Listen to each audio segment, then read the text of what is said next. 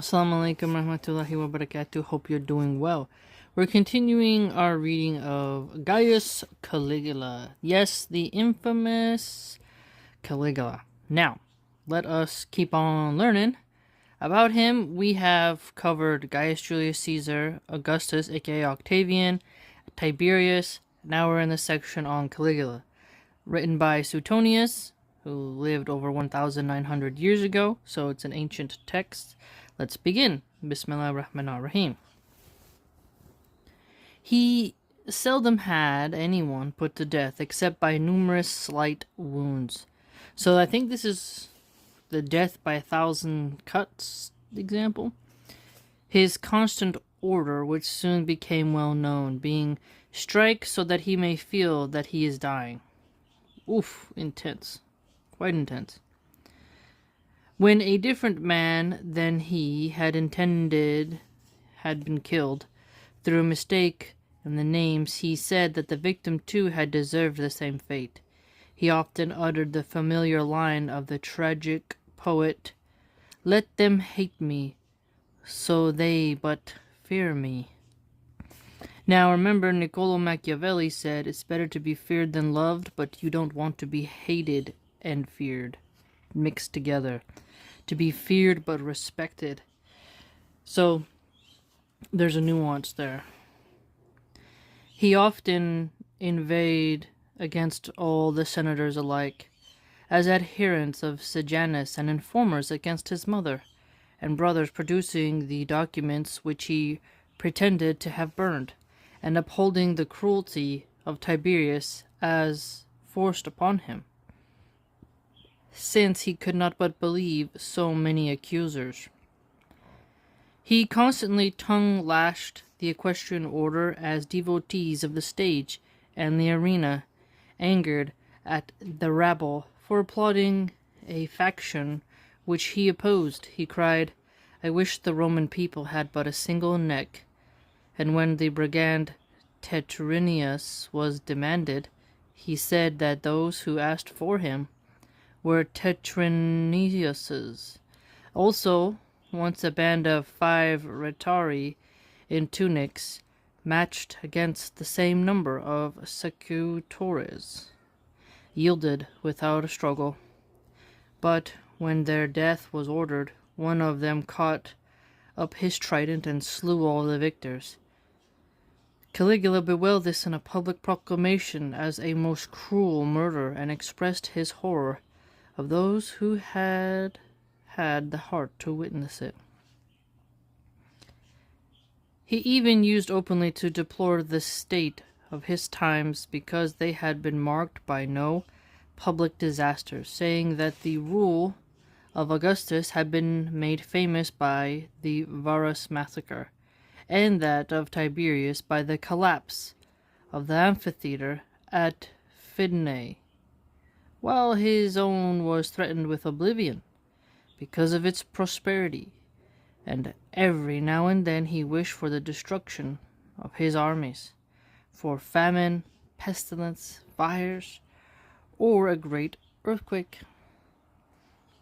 His acts and words were equally cruel.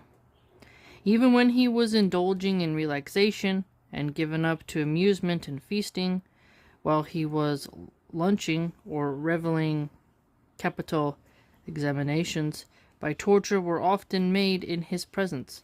So, capital examinations, so reveling, so reveled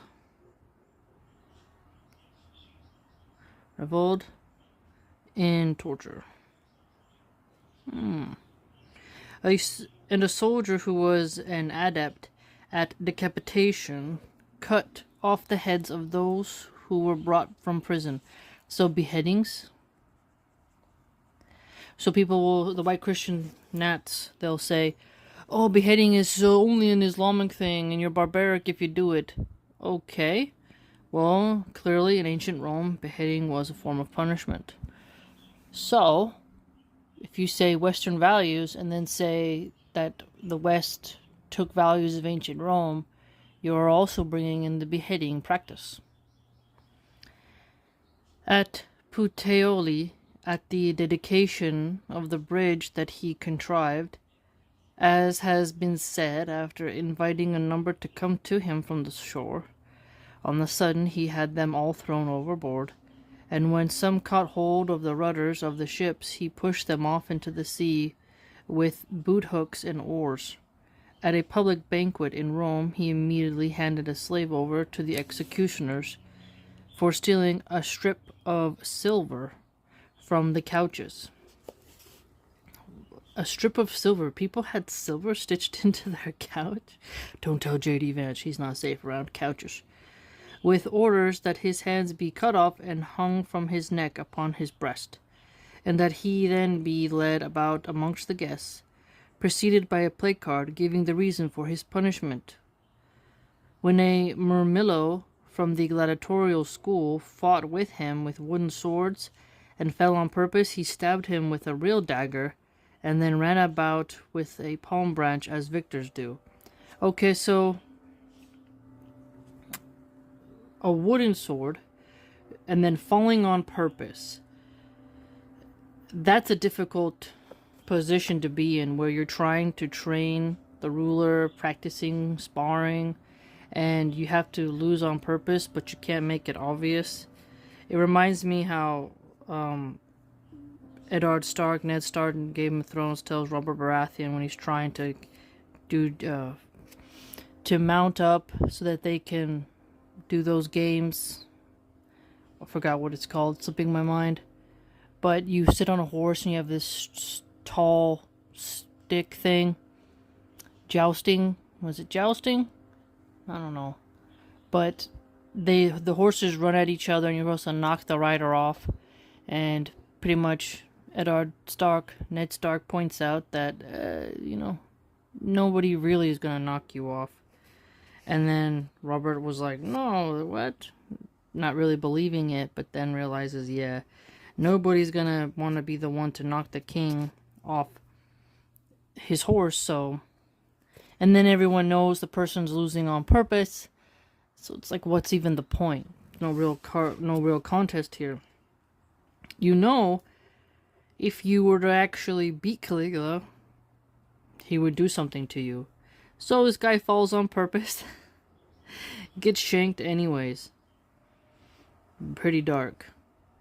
Once when he stood by the altar dressed as a papa, and a victim was brought up, he raised his mallet on high and slew the contrarius. At one of his more sumptuous banquets, he suddenly burst into a fit of laughter, and when the consuls who were reclining next to him politely inquired at what he was laughing at, he replied, "What do you suppose, except that a single nod of mine both of you could have your throats cut on the spot?" Whee, that's dark. Super dark. But, I mean, it is quite strange how that is possible, right? That was a thing. It reminds me of when Cersei Lannister said, "Power's power," and she has her guards grab Peter Baelish, Lord Baelish, Littlefinger, and she demonstrates that to him. So, yeah, that was a real thing. Today, I don't think it's as easy because we have such a police state, and I think that's a good thing. So it has to be more covert, but it's not as easy for a ruler just to declare you to be. They can't just murk you in front of everybody at a party, It'd have to be like, "Oh, we'll cut the brakes on your car," or something like that. Try to make it look like an accident, or they hire some professional hit team, something like that. But back in this time, a ruler really could do quite a lot and get away with it. As a sample of his humor, he took his place beside a statue of Jupiter and asked the tragic actor Apelles which of the two seemed to him the greater, and when he hesitated, Caligula had him flayed with whips, extolling his voice from time to time, when the wretch begged for mercy, as passing sweet even in his groans. Whenever he kissed the neck of his wife or sweetheart, he would say, "Off comes this beautiful head whenever I give the word." He even used to threaten now and then that he would resort to torture if necessary. Resorting to torture if necessary. To find out from his dear Caesonia why he loved her so passionately. So, beside a statue of Jupiter. Now, that's Zeus, obviously. And we've seen a pattern with Caligula and with the ancient Roman Empire in general, the deification of people. See, in Islam, we say Allah subhanahu wa ta'ala is the Most High. Notice here, Caligula is like, who's the greatest one? Me or Zeus, Jupiter? And then when you see, like when Christians say like Jesus is God, astaghfirullah, you're putting man imagery and God imagery in the same. You're making them equal. Because if you say we were created in the image of God, and then you see Jesus and he looks like a human, and you say that he's God, you're making God look like a human, and then the human brain tries to associate, their own selves with godliness, and not taqwa, not God consciousness, but actually being of that similar level. So you can notice how paganism, idolatry, becomes a big problem, because people will take statues and make them in their likeness. And remember, Caligula took heads off of statues of gods and put his own head on there. So we have to be careful. And Abraham in Islam, Ibrahim, may Allah be pleased with him, he destroyed idols. And it is also noted that before the time of Noah, that people had statues and they started to worship them. Was it before or after Noah? I can't recall. My coffee hasn't kicked in. But I do remember that there was this lesson I was listening to about how people built statues and then they forgot who the people were, and people started worshiping them as gods, even though they were just regular people. But the common folk forgot who they were. And if you notice, there's a joke with anthropologists and archaeologists. Whenever they find a little statue, they say this was worshipped as a god. And you're like, how do you know that? How do you know it wasn't just someone bored carving something? Or just making art? You always have to make it about worship. So, there's something there. Something there, truly. And his cruelty, when you look at the cruelty of the Roman and Greek mythology, some of the punishments, like Prometheus giving fire to man, and then his liver is pecked out by a giant bird, eagle thing, and then it regrows back the next day, only to be pecked out again. So dark. The tragedy of Heracles. I mean, Hera made him go mad. He goes through these labors and then murks his whole family. It's terrible. Absolutely terrible. It's so brutal. And then when you have human-looking gods, statues, you get this fruit of Caligula. Think about it. It's connected. He assailed mankind of almost every epoch, with no less envy and malice than insolence and cruelty. So he had envy, malice, insolence, and cruelty. He threw down the statues of famous men, which for lack of room Augustus had moved from the court of the Capitol to the Campus Martius, and so utterly demolished them that they could not be set up again with their inscriptions entire, and therefore he forbade the erection of the statue of any living man anywhere without his knowledge and consent. So, for me, I'm like, smash the idols, but Caligula doing it is because he doesn't want anyone to rival him, and he doesn't want the people to be reminded of the better behaviors of the past people. He even thought of destroying the poems of Homer, asking why he should not have the same privileges as Plato, who excluded Homer from his ideal commonwealth.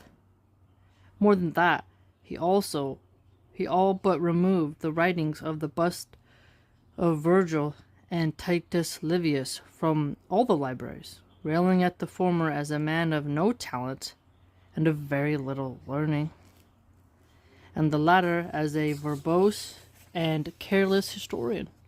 With regard to lawyers, too, as if intending to do away with any practice of their profession, he often threatened that he would see to it, by heaven, that they could give no advice contrary to his wish. So, really, he wants to get rid of lawyers, and then forbids them from giving any advice that's contrary to what he demands. He took from all the noblest of the city the ancient devices of their families, from Torquatus his collar, from Cincinnatus his lock of hair, from Gnaeus Pompeius the surname great belonging to his ancient race. After inviting Ptolemy, whom I have mentioned before, to come from his kingdom, and receiving him with honor, he suddenly had him executed for no other reason than that when giving a gladiatorial show, he noticed that Ptolemy, on entering the theater, attracted general attention by splendor of his purple cloak. So notice here, I just mentioned,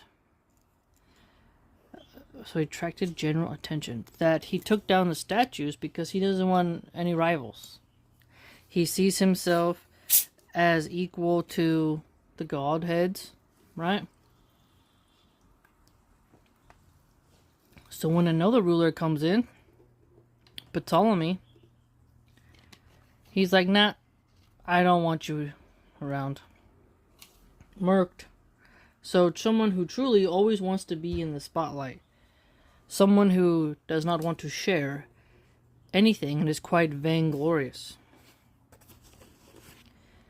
Whenever he ran across handsome men with fine heads of hair, he disfigured them by having the backs of their heads shaved. So, wow. There was a certain Aesius Proculus, son of a chief centurion called Colosseros. That's a pretty cool name. Colosseros. Because of his remarkable size and handsome appearance. This man Caligula ordered to be suddenly dragged from his seat in the amphitheater and led into the arena, where he matched him firm against a Thracian and then against a heavy-armed gladiator.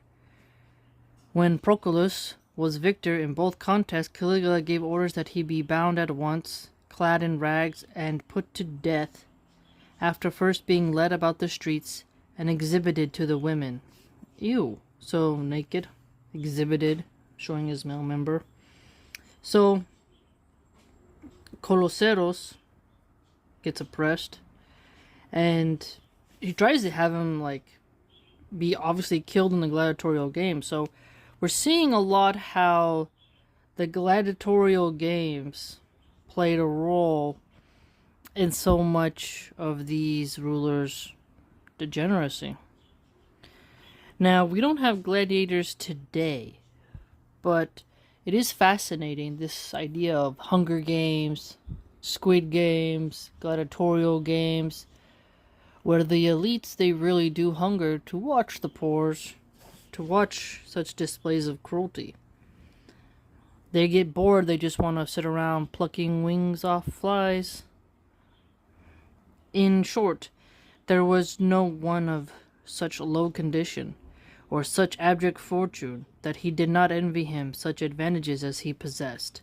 So notice this. Low condition or abject fortune. So his envy knows no bounds. He envies all. For anything fickle, truly the evil eye.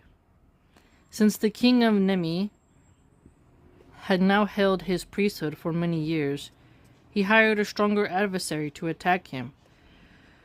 When an Edidarius called Porus was vigorously applauded on the day of one of the games for setting his slave free after a victory, Caligula rushed from the amphitheater in such haste that he trod on the fringe of his toga, and went headlong down the steps, fuming and shouting, "The people that rule the world give more honor to a gladiator for a trifling act than to their deified emperors, or to the one still present with them."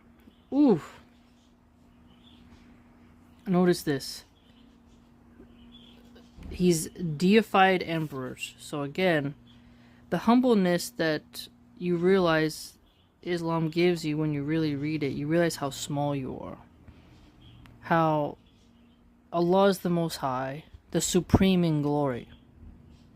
If you have humanoid-looking gods, and you have this concept of gods meeting with humans, you get into this weird realm of paganism, of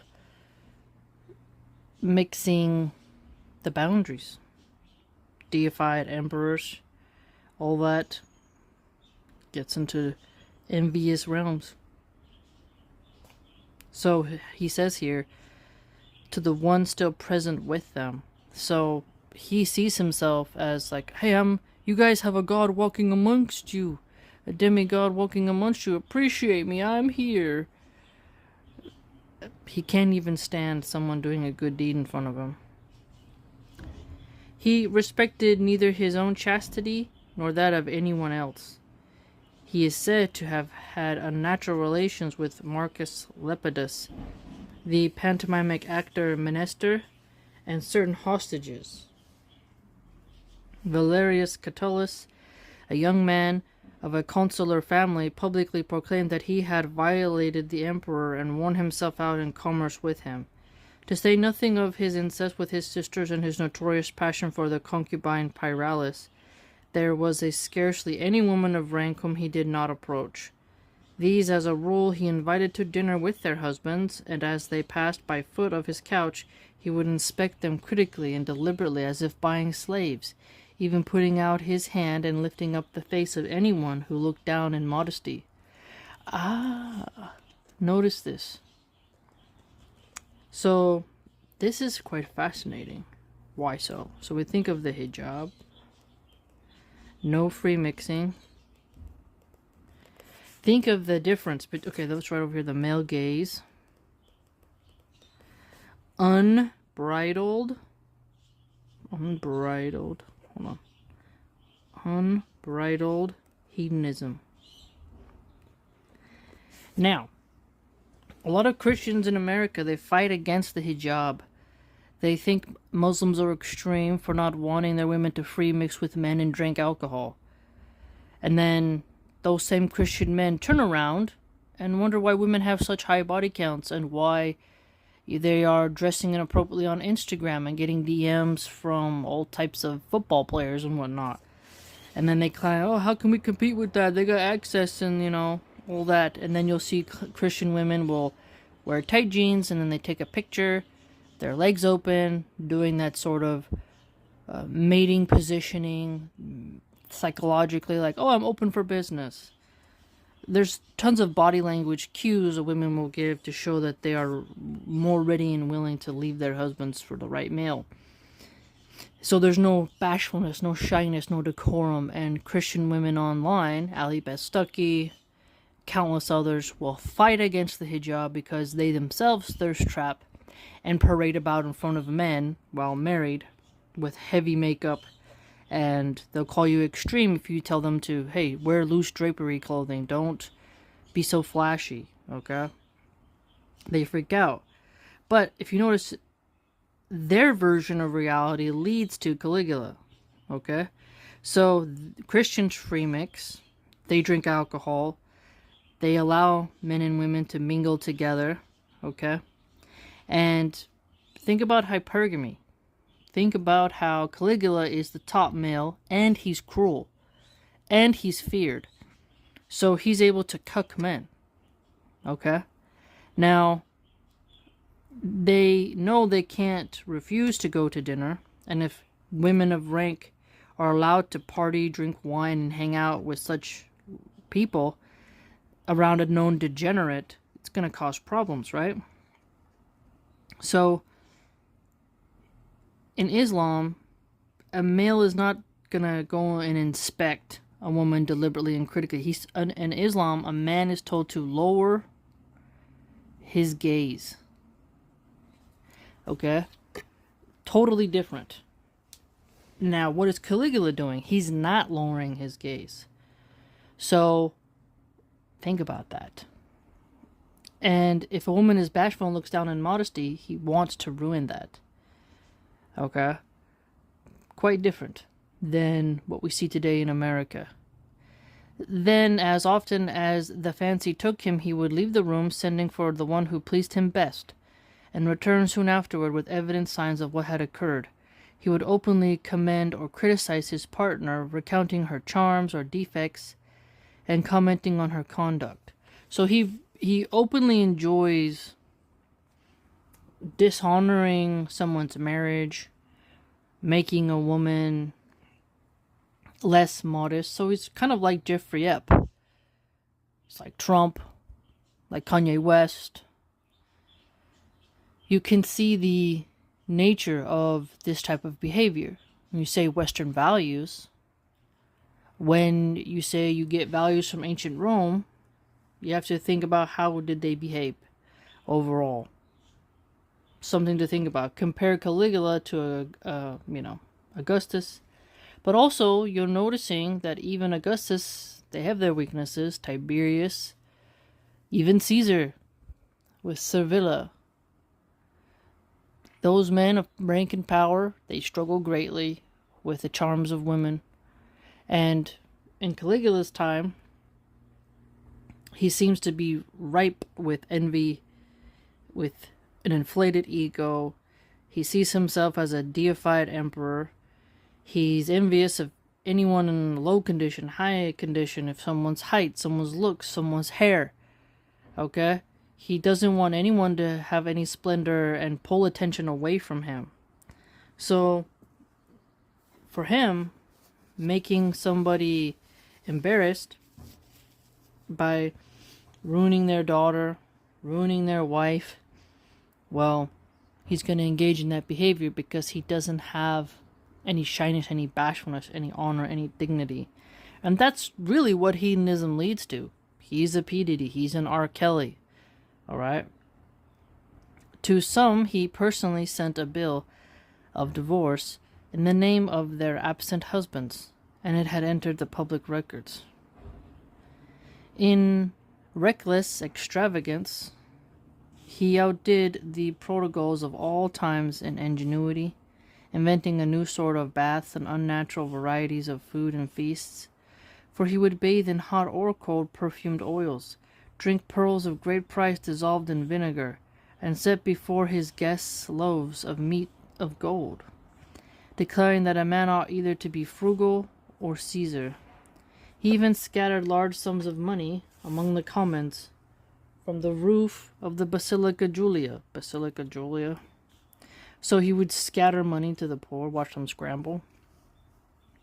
For several days in succession, he also built Liburnian galleys, with 10 banks of oars, with sterns set with gems, porticolored sails, huge spacious bath, colonnades, and banquet halls, and even a great variety of vines and fruit trees, that on board of them he might recline at table from an early hour, and coast along the shores of Campania amid songs and choruses. He built villas and country houses with utter disregard of expense. So, notice here, so this is more than a spendthrift. Vapid materialism. When you get to such a state of money that you just overspend, you're not really counting, you're not doing much good. Now, beauty, like when you look at some buildings, you're like, that's quite beautiful. They put a lot of effort into it. It has wonderful tiles or stained glass windows, marble this, marble that. That can be quite beautiful. But there comes a point where you have to stop and say, yeah, this is getting out of hand. And that is clearly something that has occurred here. Caring for nothing so as much to do what men said was impossible. So he built moles out into the deep and stormy sea, tunneled rocks of hardest flint, built up plains to the height of mountains, and raised mountains to the level of the plain, all with incredible dispatch, since the penalty for delays was death. So penalty for delays was death. So when you think about how Ramesses, it was depicted with all these public work projects in The Prince of Egypt, they're flogging these slaves. They want the slaves to build these monuments and idols and whatnot faster, bigger, and to do these type of programs. You can see they can get out of hand, where you're oppressing the people and you're not being reasonable, and you're doing it for reasons that are not as honorable as one may at first begin to think. So you don't want lazy workers, but you also don't want to be like Caligula and give people the death penalty if they don't do it fast enough. It says here with incredible dispatch, so building construction time. So he's like, hey, it better be built by this time, and if you don't do it, you're gonna be put to death. I mean, that's pretty intense. To make a long story short, vast sums of money, including the 2,700,000, wait, 2,700,000,000, lots of money basically. That's the billion, so 2,700,000,000 sesterces which Tiberius Caesar had amassed were squandered by him in less than the revolution of a year. Wow. Having thus impoverished himself from very need, he turned his attention to pillage through a complicated and cunningly devised system of false accusation, auction sales, and imposts. He ruled that Roman citizenship could not lawfully be enjoyed by those whose forefathers had obtained it for themselves and their descendants, except in the case of sons, since descendants ought not to be understood as going beyond that degree. When certificates of the deified Julius and Augustus were present him, he waved them aside as old and out of date. He also charged that those estates had been falsely returned, to which any addition had later been made from any cause whatever. If any chief centurions, since the beginning of Tiberius's reign, had not named that emperor or himself among their heirs, he set aside their wills on the ground of ingratitude. Also, the testaments of all others as null and void. If anyone said that they had intended to make Caesar their heir when they died, wow. When he had roused such fear in this way that he came to be named openly as heir by strangers among their among their intimates, and by parents among their children, he accused them of making game of him by continuing to live after such a declaration. And many of them, he sent poisoned dainties. Poisoning seems to be a very common thing in the ancient Roman Empire. Very scary. He used further to conduct the trial of such cases in person, naming in advance the sum which he proposed to raise at each sitting, and not rising until it was made up, impatient of the slightest delay. So notice here, impatience. So he's impatient. In Islam, we are constantly told throughout the Quran to have patience. And here we can clearly see that when you are impatient, it's definitely a defect. America fosters impatient abilities. Now, that doesn't mean you don't want to have timely situations, right? You want the trains to run on time. You want the buses to be punctual. You don't want to show up late to work. Okay? But now if you look at the delays in the airports, the TSA workers walking out, and everything else, well, 2 hours this and 3 hours that becomes a problem for the economy. So there are moments where you can be impatient, right? But you still have to try your best not to freak out. Caligula, though, well, he's much more broken. Much more of he contains many more character flaws. He once condemned in a single sentence more than 40 who were accused on different counts, boasting to Suetonius when she woke up after a nap of the great amount of business he had done while she was taking her siesta. Appointing an auction, he put up and sold what was left from all the shows, personally soliciting bids and running them up so high that some were forced to buy articles at an enormous price and were thus stripped of their possessions, opened their veins. So, wow. He has caused quite a lot of people to delete themselves. And he's taking a lot of people's wealth with what he's doing. So, thus far, what we have learned about Caligula is that he was a sexual deviant, a spendthrift, no regard for managing money well, and highly impatient, impudent, cruel, and barbaric. A well-known incident is that of Aponius Suetonius. He fell asleep on one of the benches, and as the auctioneer was warned by Gaius not to overlook the Praetorian gentleman, who kept nodding to him, the bidding was not stopped until 13 gladiators were knocked down to the unconscious sleeper at 9 million sesterces. Wow. When he was in Gaul and had sold an immense figures, the jewels, furniture, slaves, and even the freedmen of his sisters who had been condemned to death, finding the business so profitable, he sent to the city for all the paraphernalia of the old palace, seizing for its transportation even public carriages and animals from the bakeries,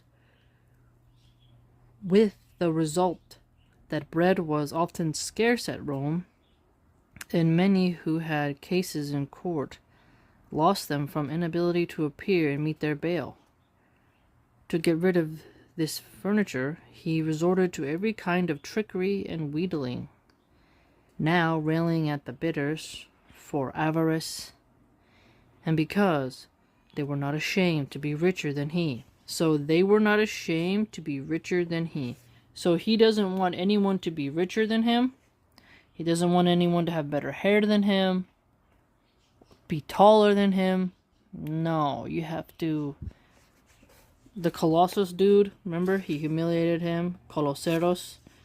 And if people had fine heads of hair, he had the backs of their heads shaved. It's terrible. So, Colosseros, the chief centurion son, so intense. He was envious of people of low condition, abject fortune, saw himself as a deified emperor. Allowed himself to be worshipped, remember, in the previous reading. So he is really out there. And now, feigning regret for allowing common men to acquire the property of princes, having learned that a rich provincial had paid those who issued the emperor's invitation 200,000 sesterces to be smuggled in among the guests at one of his dinner parties. So notice here, he doesn't like that the common man could acquire property that a prince could have. The class system.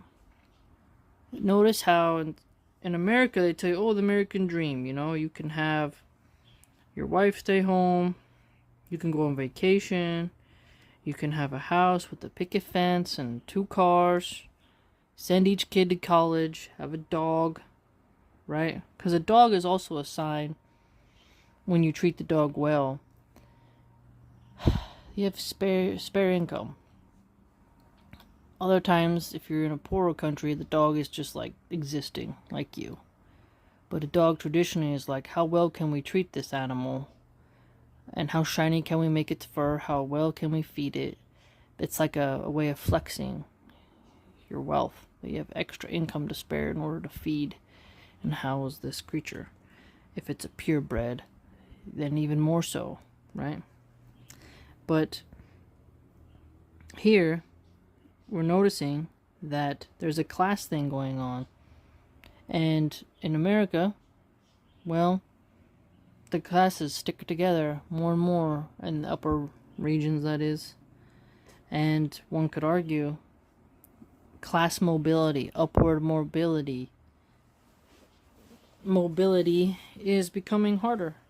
And that's intentional. Denying the common man the ability to move up in the next socioeconomic class. We see a little bit of Caligula wanting to prevent that. Not wanting to have others rival him in wealth, beauty, stature, or anything else. Statues, remember, they had to be approved by him, and he removed great men's statues. Having learned that a rich provincial had paid those who issued the emperor's invitations 200,000 sesterces to be smuggled in among the guests at one of his dinner parties, he was not in the least displeased that the honor of dining with him was rated so high. But when, next day, the man appeared at his auction, he sent a messenger to hand him some trifle or other at the price of 200,000 sesterces, and say that he should dine with Caesar on his personal invitation. He levied new and unheard of taxes, so taxation. At first through the publicans, and then because of their profit was so great through the centurions and tribunes of the Praetorian Guard. And there was no class of commodities or men on which he did not impose some form of tariff. Ooh, Trump loves tariffs. He loves that kind of stuff. So, tariffs. On all estables sold in any part of the city, he levied a fixed and definite charge.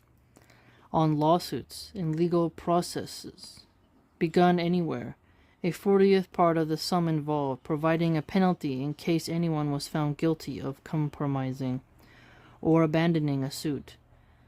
On the daily wages of porters an eighth, on the earnings of prostitutes as much as received for one embrace, and a clause was added to this chapter of the law, providing that those who had ever been prostitutes or acted as panders should be liable to his public tax, and that even matrimony should not be exempt. So marriage is getting taxed, hookers getting taxed, everybody done get taxed.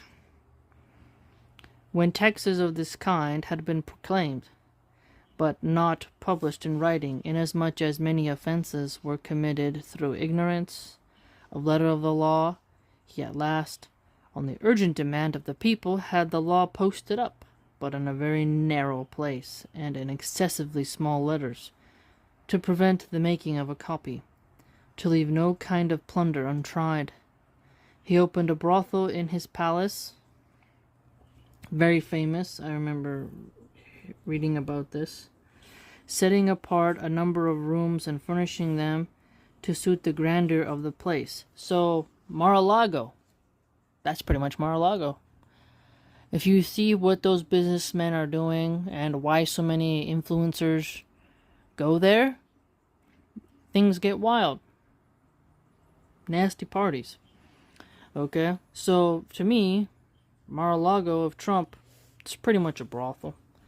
And while the government shutdown was happening, one of the longest in U.S. history, Trump was hosting parties, and the way women were dressed, champagne's flowing, cocaine, the devil dandruff everywhere. And Jeffrey Epps would go to Mar-a-Lago. Yeah, he eventually got kicked out, but that was because they had a dispute over a real estate property, not because of who Jeffrey was as an individual. But you begin to notice Madison Cawthorn, is that Cawthorn? He was like a white dude in a wheelchair. He said that the disgusting parties they get up to in D.C. are embarrassingly nasty. And after that, he lost his he lost, was it his, like, re-election? They basically boycotted him, and now he's like no longer a figure anymore. Like, he's out of there, you know. They wanted to use him as a fetish prop because he's a cripple in a wheelchair who's, his face is decent enough. It's just that he's a cripple, so he's a disabled fetish to them, to those elites. To a normal person, I don't think they would see him that way. But when it comes to the gross, wealthy people, they like novelty. And they get really weird. But they ruined his career. Because he talked about the lewdness that happens there amongst the politicians. So, Caligula having a brothel in his palace, that's still going on amongst the elites. Definitely. Where matrons and freeborn youths should stand exposed. Then he sent his pages about the fora and basilicas to invite young men and old to enjoy themselves, lending money on interest to those who came and having clerks openly take down their names as contributors to Caesar's revenues. He did not even disdain to make money from play, and to increase his gains by falsehood and even by perjury. So under penalty of perjury, we hear that a lot in America. So here we see that he was fine with perjury.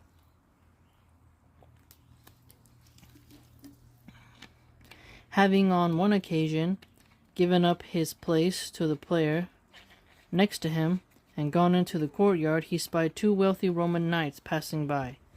He ordered them to be seized at once and their property confiscated, and came back exultant, boasting that he had never played in better luck.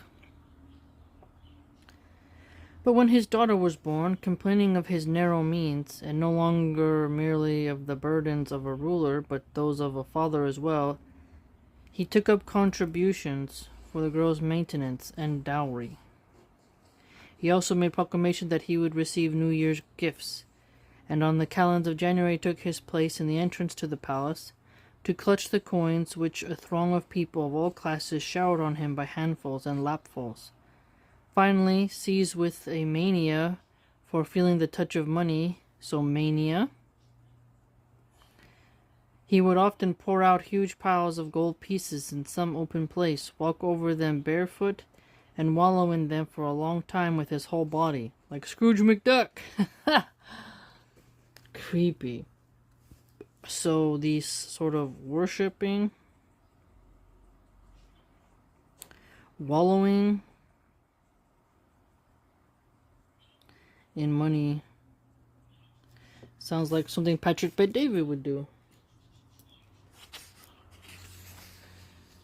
He had built one experience with military affairs or war, and then on a sudden impulse, for having gone to Mevania to visit the river Clitumnus and its grove, he was reminded of the necessity of recruiting his bodyguard of Batavians, and was seized with the idea of an expedition to Germany. So, without delay, he assembled legions and auxiliaries from all quarters, holding levies everywhere with the utmost strictness, and collecting provisions of every kind on an unheard of scale.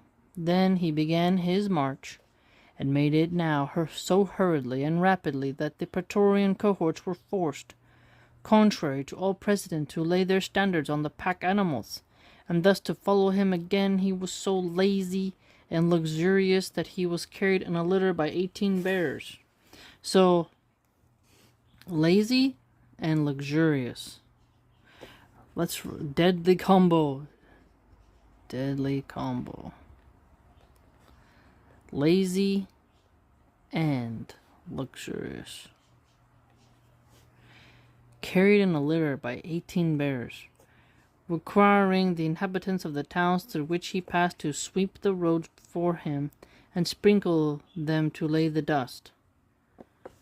On reaching his camp, to show his vigilance and strictness as a commander, he dismissed in disgrace the generals who were late in bringing in the auxiliaries from the various places. So Notice this dismissal of generals very flippantly.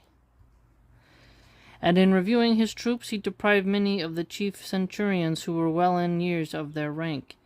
So really screwing up the military. In some cases, only a few days before they would have served their time, giving a reason their age and infirmity, then railing at the rest for their avarice. He reduced the rewards given on completion of full military service to 6,000 sesterces. Reduce the rewards given for your military service. So remember how Caesar adored his veterans, how he treated them, gave them land. Here, he doesn't treat his soldiers well, so doesn't treat the soldiers well. All that he accomplished was to receive the surrender of Admetus, son of Sinobelinus, king of the Britons, who had been banished by his father and had deserted to the Romans with a small force. Yet, as if the entire island had submitted to him, he sent a grandiloquent letter to Rome, commanding the couriers who carried it to ride in their post-case all the way to the forum and the house, and not to deliver it to anyone except the consuls. In the temple of Mars the Avenger before a full meeting of the Senate. Presently, finding no one to fight with, he had a few Germans of his bodyguards taken across the river and concealed there, and word brought him after luncheon with great bustle and confusion that the enemy were close at hand. Upon this, he rushed out with his friends and a part of the Praetorian cavalry to the woods close by, and after cutting the branches from some trees and adorning them like trophies, he returned by torchlight, taunting those who had not followed him as timorous and cowardly, and presenting his companions and the partners in his victory with crowns of a new kind and of a new name, ornamented with figures of the sun, moon, and stars, and called exploratore. Another time, some hostages were taken from the common school and secretly sent ahead of him. So common school, so hostages. So ancient Rome, taking hostages was something they did. When he suddenly left the banquet and pursued them with the cavalry as if they were runaways, caught them and brought them back in fetters, in this farce too, showing immoderate extravagance. On coming back to the table, when some announced that the army was assembled, he urged them to take their places, just as they were, in their coats of mail. He also admonished them in the familiar line of Virgil to bear up and save themselves for better days.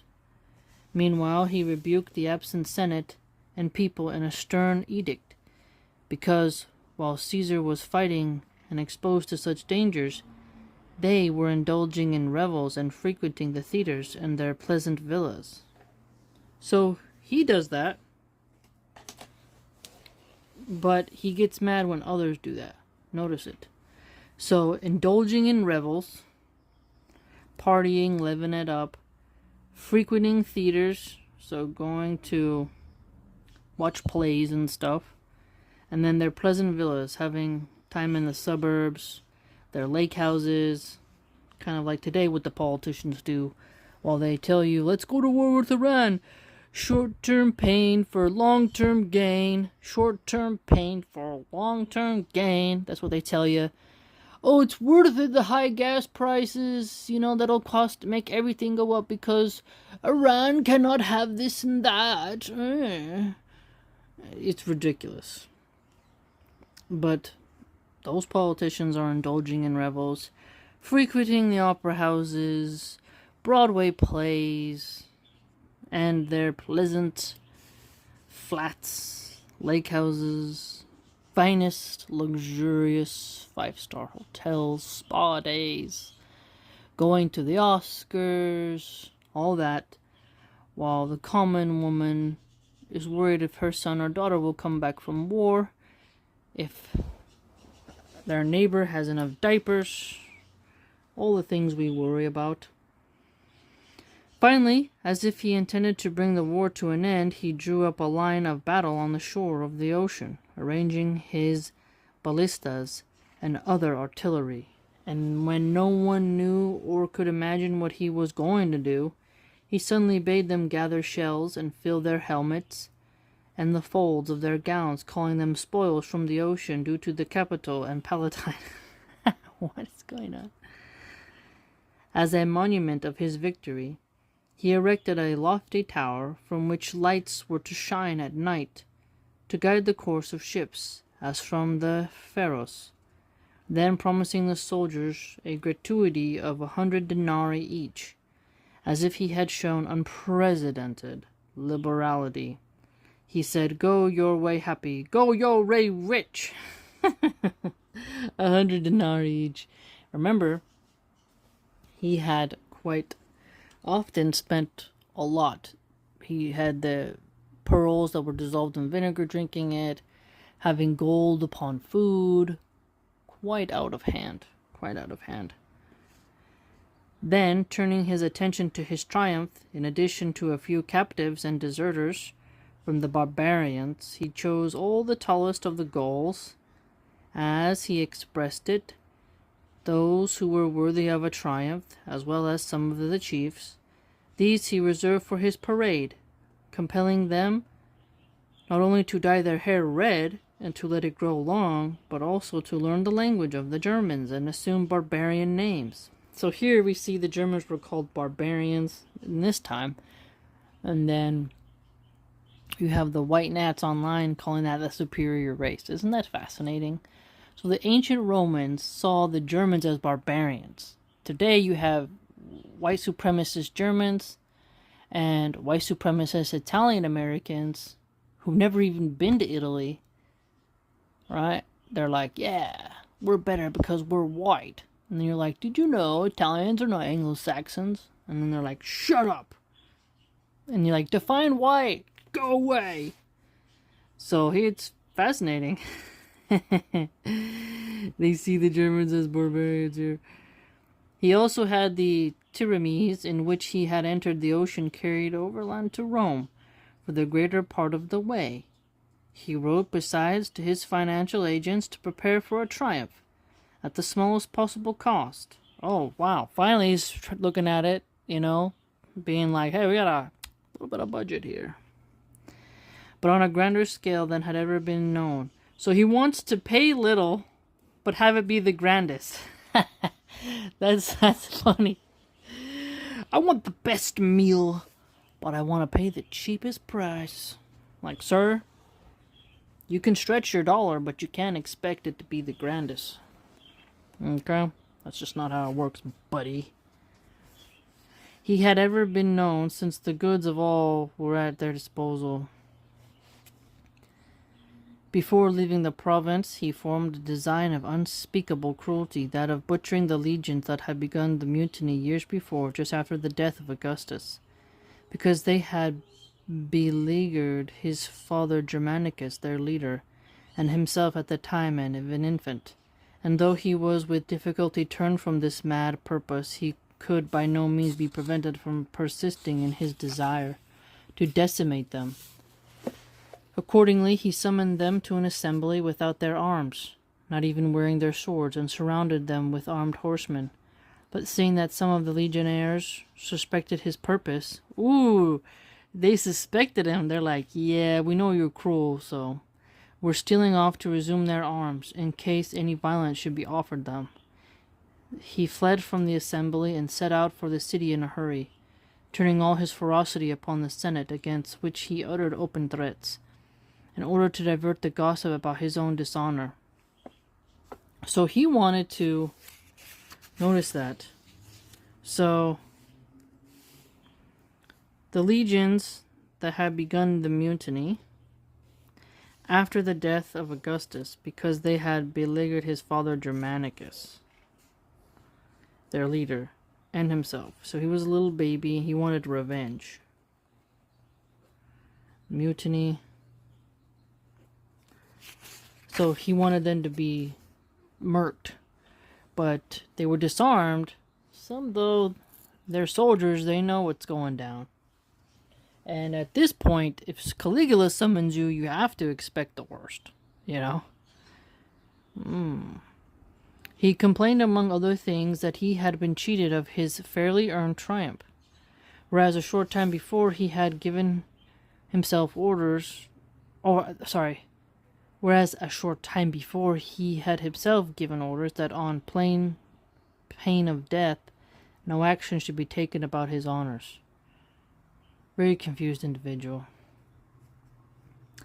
Therefore, when he was met on the road by envoys from that distinguished body, begging him to hasten his return, he roared, "I will come, and this will be with me," frequently smiting the hilt of the sword which he wore at his side. He also made proclamation that he was returning, but only to those who desired his presence, the equestrian order and the people, for to the Senate he would never more be fellow citizen nor prince. So really hates the Senate. I mean, like, you read about it, but it's clear here that Suetonius has painted quite an accurate picture for us. They don't get along.